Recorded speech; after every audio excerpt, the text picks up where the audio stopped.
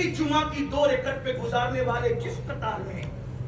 گندی فلمیں دیکھنے والے کس قطار میں ہیں؟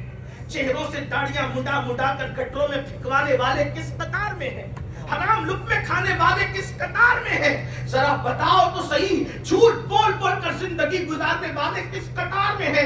شیطان نے اغوا کر لیا ہے ہمیں، ہمارے افکار کو، ہمارے نظریات کو۔ ہم کہتے ہیں نہیں اللہ کریم ہے، بخش دے گا۔ میں کہتا ہوں بالکل میرا اللہ کریم ہے، لیکن یہاں ایک جملہ امام المتکلمین علامہ نقی علی خان کا میں نقل کرتا ہوں، وہ فرماتے ہیں اللہ کو کریم جان کر گناہ کرنے والے، توجہ کریں، اللہ کو کریم جان کر گناہ کرنے والے، اللہ کو قادر جان کر تو زہر کیوں نہیں کھاتا؟ جب اللہ کریم ہے، گناہوں پر تجھے بخش دے گا تو وہ قادر بھی تو ہے، زہر کھانے پر تجھے زندگی بھی تو دے سکتا ہے۔ لیکن خدا کو قادر جان کر کیا کبھی تو نے زہر کھایا کہ زہر پر بھی وہ زندگی دے سکتا ہے؟ نہیں، اللہ کو کریم ماننے کا مطلب یہ نہیں گناہ کرتے جاؤ اور پھر سوچو اللہ کریم ہے۔ یاد رکھنا، جملے برے لگے تو معاف کرنا۔ آپ قرآن اٹھا کر کے پڑھیے، توجہ کریے قرآن پر۔ جن کی شکلیں اللہ نے بندر کی طرح بنا دی، جن کی شکلیں اللہ نے سور کی طرح بنا دی،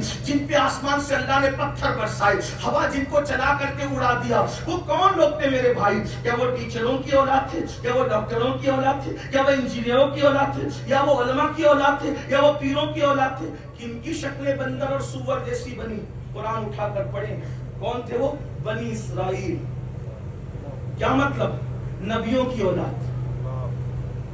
آپ غور تو کریں نا، یہ قرآن مقدس کہانی قصوں کی کتاب نہیں، لیکن اگر قصص بیان کیے گئے تو ہماری عبرت کے لیے۔ اگر بنی اسرائیل کا مطلب کیا؟ اولاد یعقوب، اولاد یعقوب۔ سور کی طرح شکل کس کی ہو رہی ہے؟ بنی اسرائیل کی۔ بندر کون بنائے گئے؟ بنی اسرائیل۔ پتھر قوم لوط میں جو برسے کون؟ بنی اسرائیل۔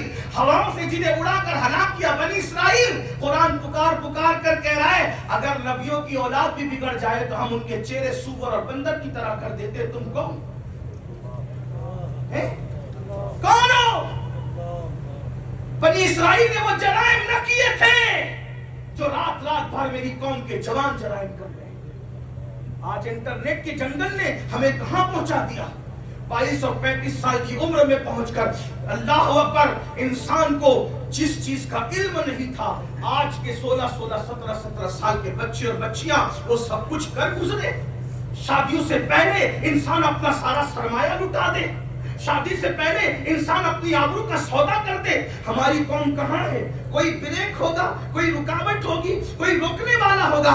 یاد رکھنا، پوری کائنات میں اب کسی مذہب کے پاس گناہ سے روکنے کے لیے کوئی ذریعہ نہیں ہے سوائے مذہب اسلام کے، اس لیے کہ ہمارے یہاں آخرت کا جو تصور ہے وہ انسان کو روکنے کے لیے کافی ہے۔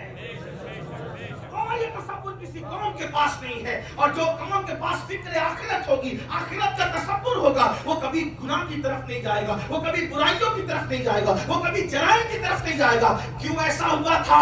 اللہ اکبر، 12 سال تک کے اگر کوئی گلر کی شاخ اللہ کی محبت میں پکڑ کے کھڑا ہے تو آخر کوئی شوق تھا یا پھر آخرت کا شوق تھا؟ دیدار یار کی طرف تھی جس نے پوری دنیا سے بیگانہ کر کے خدا کی طرف جوڑ رکھا تھا۔ آخر اللہ اکبر، کسی نے 40 سال تک کے عشاء کے وضو سے جو فجر کی نماز پڑھی، کیا ان کو نیند سے پیار نہ تھا؟ اپنے وجود سے پیار نہ تھا؟ آخر یہ سب کیوں ہو رہا تھا؟ اس لیے کہ جانتے تھے آخرت کا حال کیا ہے۔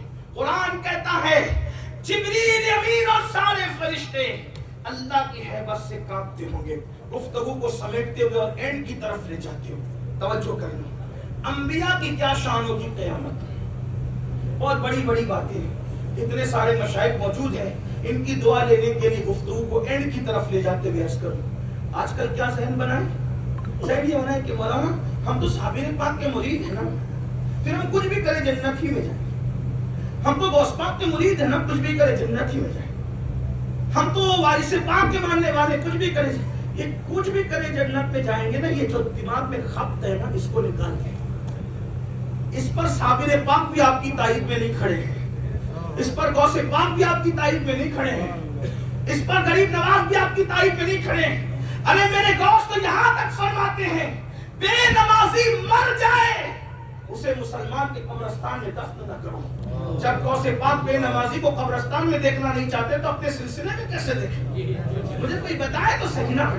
یہ کون سا خط ہے کچھ بھی کرو جنت میں؟ یہ یہودیوں کی فکر تھی کہ کچھ بھی کرے جنت میں جائیں گے. اللہ نے پابندی لگائی، ایسا نہیں ہے، بلکہ قرآن نے اعلان کیا وَيُعَذِّبُ مَن يَشَاءُ وَيَغْفِرُ مَن يَشَاءُ. اللہ نے فرمایا جنتی اور جہنمیوں کا فیصلہ تم نہیں کرو گے. اللہ فرماتا ہے میں جسے چاہوں گا اس کو عذاب دوں گا اور میں جسے چاہوں گا اس کی مغفرت کر دوں گا. اگر چاہوں تو اصحاب کہف کے کتے کو جنت دے دوں، اور اگر نہ چاہوں تو نبی کا سگا چچا ابراہیم خلیل اللہ کا سگا چچا آزر کی شکل میں بچھو بن کر کے جہنم میں ڈالا جا رہا ہوگا. یعنی نہ چاہوں تو نبی کا سگا چچا بھی جہنم میں جائے گا، اگر نہ چاہوں نوح علیہ السلام کا سگا بیٹا بھی جہنم میں جائے گا، اور اگر